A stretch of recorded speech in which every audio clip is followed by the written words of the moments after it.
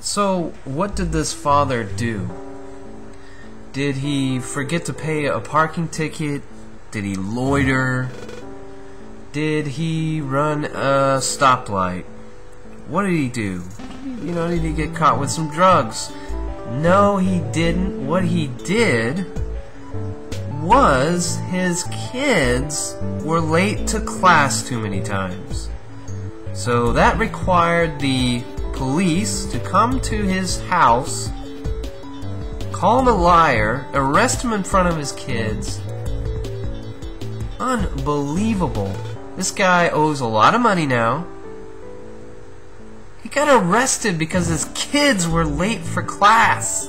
What is going on? And I hear these kind of stories on talk shows a lot, and the hosts will talk about them, and after a while I'm like, oh, that doesn't happen to you everywhere. So they kind of lose their validity. But I listen to what happens to people around me, and I hear this guy. This guy was just a normal guy.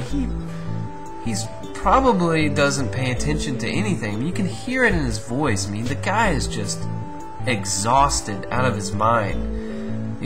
Jones was trying to get him riled up, and you need to sue the police and all this stuff, and he's just like, man, I'm too exhausted to do anything. I'm just trying to deal with this, and everybody is giving me a hard time. I'm sick of it. I don't even want to have to deal with it, period.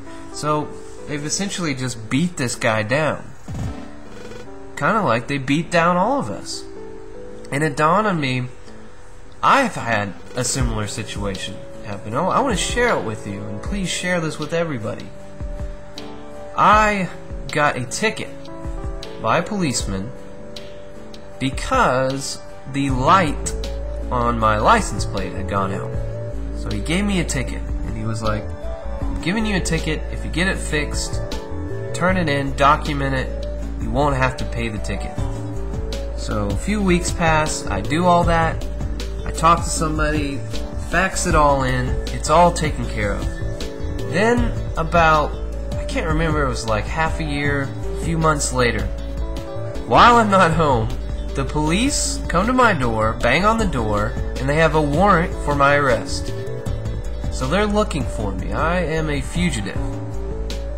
So I go to find out that the ticket that I resolved, that I did everything correctly, was never resolved. They essentially lost my documentation.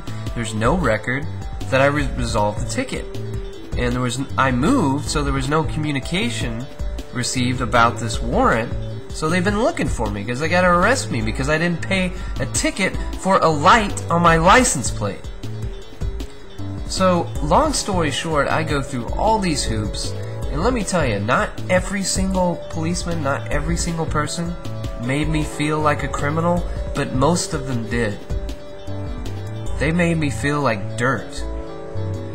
And then when I finally kind of get to the end of it all, after I paid a bond that was like $500, I get a court date, I go to the court, and I end up paying about 4 times what the ticket originally was. And I asked, do I really have to do this? Do I have a shot? Whoever my representative was. And his words were like, oh, probably not. The judge in this county is really tough. What does that mean? The judge? So I got the unfortunate... I was unfortunate enough to have the tough judge in this county, so I have to deal with all this? It's getting out of control. And I think it is deliberate.